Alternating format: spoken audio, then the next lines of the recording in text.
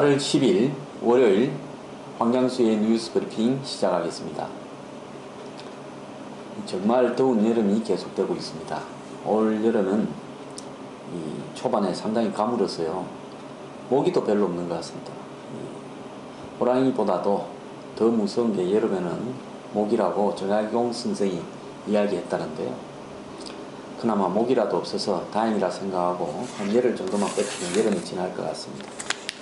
오늘 첫 소식은 미국이 9월 3일로 예정되어 있는 중국의 전성기념일, 즉 70주년 행사에 박근혜 대통령이 참석하지 않았으면 좋겠다라는 의견을 표시했다라는 기사가 일부 언론에 났습니다.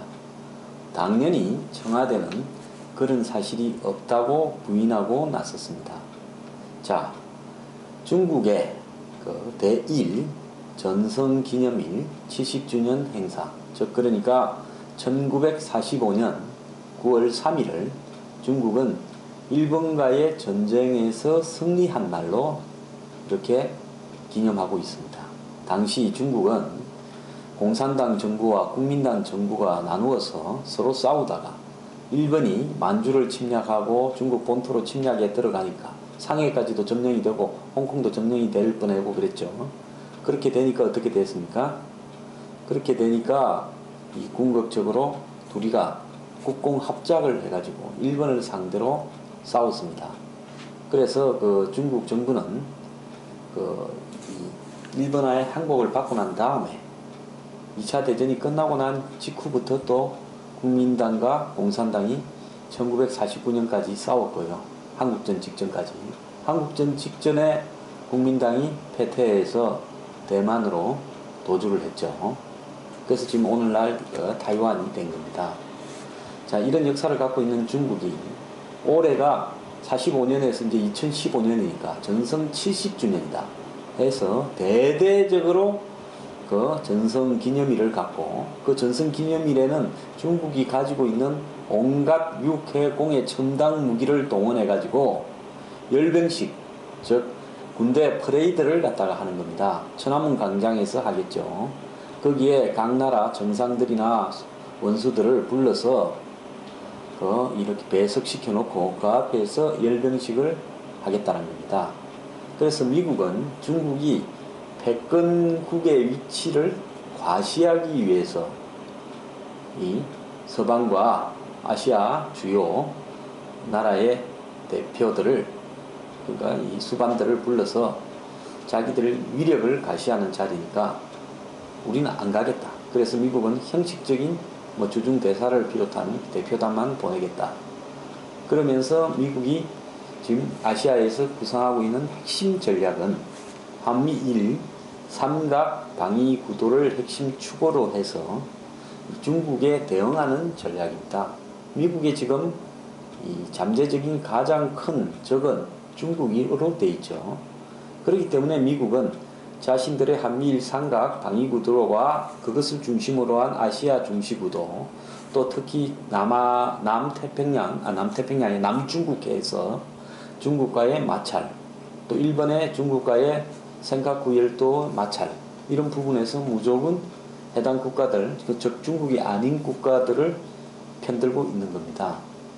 자, 이런 양상에서 미국이 한국 보고 어떤 형태로든 박근혜 대통령이 직접 중국의 전성기념일에 참가하는 것은 자제했으면 좋겠다라는 이야기를 표현했을 가능성은 매우 높다고 봅니다.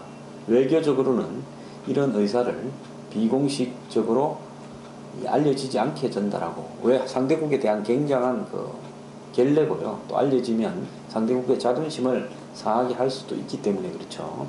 우회적으로 전달하고 한국은 이 부분을 듣고 우리가 알아서 판단할 문제다. 지금 이런 입장을 가지고 있을 겁니다. 물론 공식적으로는 미국이 그런 입장을 전해오지도 않았다라고 이야기를 하고 있습니다. 근데 이것은 오늘 미국이 그런 입장을 전달했다라는 보도가 나오면서 기사거리가 되고 있고 화제가 되고 있지만은 사실은 오랫동안에 최근에 한국에서 중국의 전성기념일에 박근혜 대통령이 가는가가 외교적인 국제적인 주요 이슈거리였습니다. 제가 그 5월달인가 있었던 러시아의 전승기념일 때 박 대통령이 참가해서는 안 된다는 입장을 오래전부터 가졌는데, 그것은 결국 미국이나 서방 국가가 러시아의 우크라이나 크림반도 점령이라든지 여러가지 러시아의 최근의 패권주의적 형태에 대해서 우리의 동맹이라고 할 수 있는 우방들이 다 불참하기 때문에 한국만 거기에 갔을 때 모양이 굉장히 이상할 수 있다. 그래서 박근혜 대통령이 결국은 참가 안 하는 걸로 결정을 내렸는데요. 중국은 러시아 문제보다도 사실 더 예민한 문제입니다. 이런 상황에서 박근혜 대통령이 이 중국의 전승기념일 열병식에 저는 개인적으로는 안 가는 것이 매우 당연하다라고 보고 있습니다. 자, 우리가 뭐 중국과의 경제가 중요하고 실용적인 입장에서 보면 중국이 한국의 최대의 가까운 나라다. 앞으로 중국과 가까이 해야 된다. 이런 이야기도 있겠지만은요. 궁극적으로 지금 한미 간의 문제를 우리 심각하게 재조명해보고 다시 한번 판단해야 될 때라고 저는 생각합니다. 지금 겉으로는 한미 간에 아무런 문제도 없고 잘 돼간다라고 이야기하지만 결국 지난번에 그 박근혜 대통령이 미국에 가서 연설을 할 때 미국이 한국의 최대 우방이고 중국은 그 다음이다라는 이런 이 뉘앙스의 연설을 하려다가 마지막에 뺐던 부분, 이런 부분들이 결국은 지금 한미 간의 관계에 있어서 물밑으로는 굉장히 미국 쪽의 이 각종 싱크탱크나 또 미국 정치 외교 조야에서 우려하고 있다라는 부분이 분명히 있는 겁니다. 자, 이런 우려의 핵심은요, 한미일 삼각 안보 동맹 축을 가장 중시하는 미국의 오바마 정부의 아시아 중시 정책에 있어서 한국은 중국과의 관계를 의식해서 끊임없이 일본과 과거사 문제로 트러블을 낳고 있다. 이게 미국 쪽의 시각입니다. 그러면서 한미일 삼각안보 축에서 항상 한 다리를 빼고 있다. 그렇기 때문에 미국이 일본과의 안보 협력을 갈 수밖에 없고, 그런 맥락에서 일본의 집단적 자위권에 대한 헌법 개정 이런 구도로도 지금 가고 있다라는 겁니다. 그리고 미국은 북핵과 대북 정책에 있어서 한국이 그런 식으로 나온다면 우리는 그냥 오바마 행정부 하에서는 북한에 대해서 어떠한 노력도 하지 않고 그냥 방치하겠다. 즉 쿠바나 이란 등과는 관계 개선을 해가고 있지만 북한에 대해서는 우리는 그냥 건드려봤자 골치 아플 뿐이고 한국 정부도 성의를 보이지 않는 한 우리도 그냥 가겠다. 이런 입장이고, 또 미국의 지금 경선이 진행되고 있지 않습니까? 근데 민주당, 공화당의 대선 후보들, 특히 공화당 쪽의 대선 후보들 중에는 도널드 트럼프 같이 한국의 안보 무임승차, 즉 한국은 세계적인 무역 경제 대국으로 성장을 했으면서 그 배경에는 미국의 안보 우산 아래서 사실상으로 무임으로 승차해서 돈은 많이 벌고 있지만은 거기에 대한 대가를 지불하지 않는다. 그 다음에 한미 자유무역협정, 즉 FTA 후속 조치에서 한국은 그 후속 조치를 이행하는 데 있어서 소극적이다. 이런 어떤 비판들이 지금 많이 나오고 있습니다. 특히 미국의 외교 전략에 있어서 한국은 남중국해 문제, 즉 난사군도 필리핀, 베트남 등이 중국과 이렇게 트러블이 생기고 있는 영유권 문제죠. 이 문제에 대해서 한국은 아무런 말도 하고 있지 않다. 이런 문제에 대해서 미국은 상당히 불만을 가지고 있습니다. 특히 한미일 삼각안보 협력 구도에 있어서도 한국은 유보적인 입장을 가지고 있는데 그렇다면 미일 동맹이 강화되고 일본이 재무장에 나서는 것을 한국이 비판할 필요도 없지 않은가. 이것이 좀 객관적이고 중립적인 미국 조야의 한국에 대한 비판입니다. 그리고 북한 문제에 있어서 한미 간에 공조가 문제없고 잘 진행되고 있다 이렇게 하지만은 미국은 북핵이 진행되지 않은 상태에서 한국이 민족주의적으로 해기해서 갑자기 또 한국 내부의 정치적인 문제를 진화하기 위해서 이 북한의 어떤 특별한 북핵과 연계되지 않은 어떤 대북 선물을 줄까봐 경계하고 있습니다. 그렇기 때문에 이런 문제들에 대해서 한국과 미국이 어떻게 해결해 나갈 것인가라는 부분에 대해서 좀 허심탄회하게 논의를 할 필요도 있어요.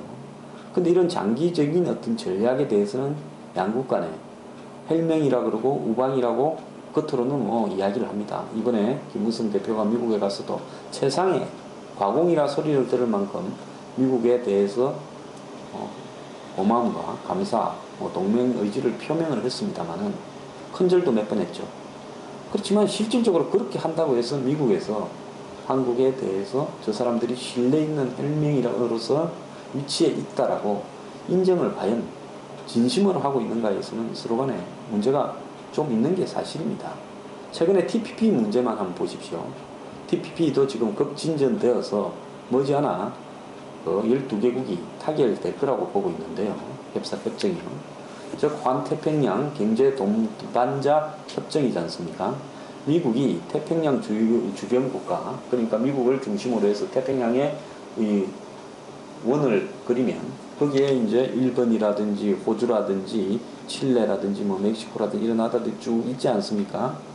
이런 나라들을 갖다가 환태평양 경제 동반자 협정을 맺어서 자유무역, 그러니까 1대1의 자유무역 FTA가 아니라 그 지역 전체를 자유무역 지역으로 선정하려고 하는 폭넓은 이 자유무역 정책을 지금 구사하고 있는 겁니다. 전략을요.